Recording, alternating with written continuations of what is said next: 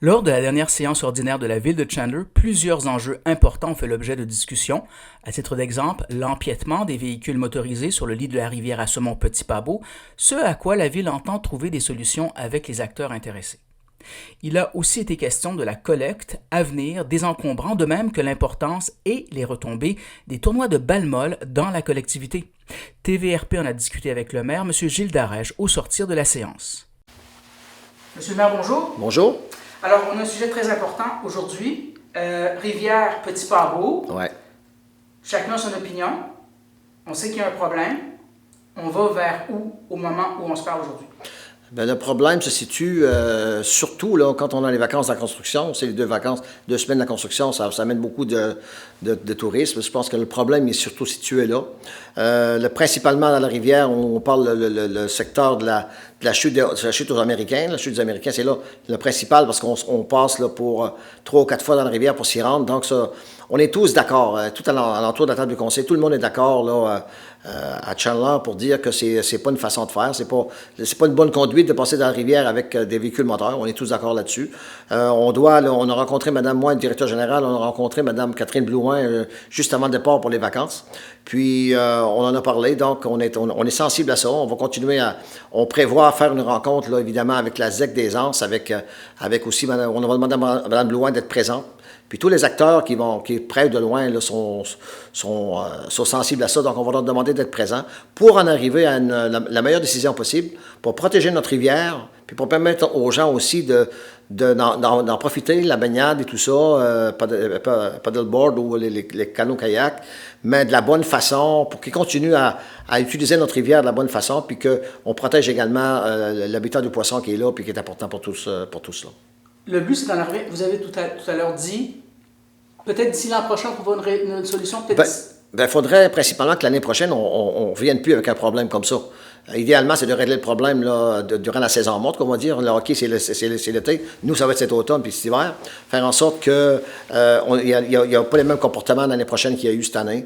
On sait qu'il y a un véhicule qui s'est enlisé dans la rivière. On ne veut plus que ça arrive. Ça fait 2 ans en ligne que ça arrive.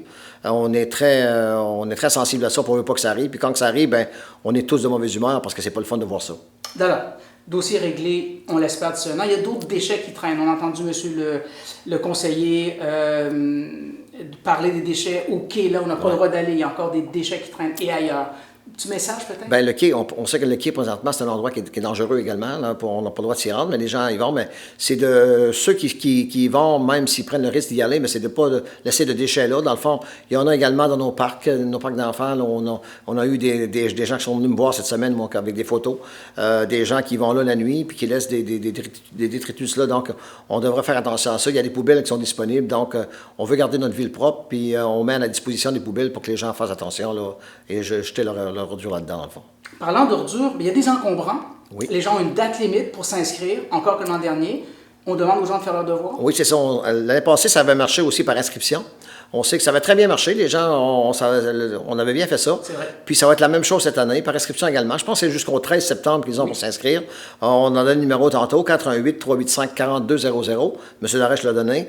Donc, il faut s'inscrire, comme on dit. Les gens qui ne se seront pas inscrits, mais évidemment, malheureusement, leur déchet ne sera pas ramassé parce que l'entrepreneur qui va le faire va avoir une liste avec des numéros de porte, puis il va arrêter au numéro de porte qui est inscrit.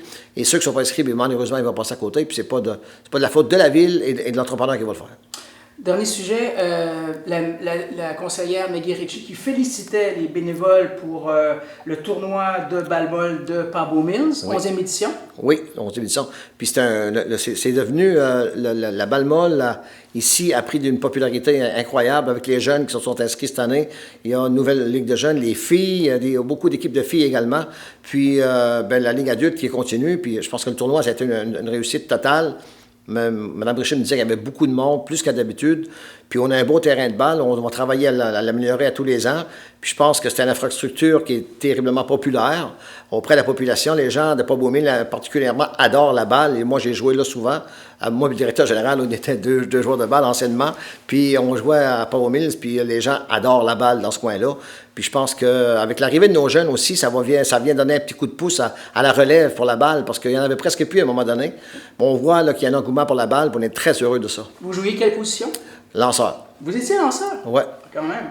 Dites-moi, il y a un tournoi à venir aussi, hein? Le 7 et 8 septembre, journée de softball féminin à Pabot. On recommence, il y a encore d'autres événements. Oui, c'est ça. Il y a encore de la balle à Pabot-Mills un peu, donc on demande aux gens d'en profiter, d'aller voir ces parties-là, puis je pense que c'est un beau divertissement pour notre population également. Puis c'est aussi des saines habitudes de vie, hein, pour la population? Bien, on amène notre monde à faire du sport, on amène tout le monde à pratiquer le sport, donc on pense que quand nos jeunes sont arrivés dans le sport, bien, ça les amène dans une bonne voie, puis je pense que les gens, M. Thériault et les autres, Mme Broome également, qui s'occupent des jeunes, je pense qu'ils font un travail extraordinaire, puis on les remercie pour leur beau travail. Monsieur le maire, merci. Merci beaucoup. Vous écoutez votre reflet d'ici. Revoyez tous nos reportages sur notre site Internet.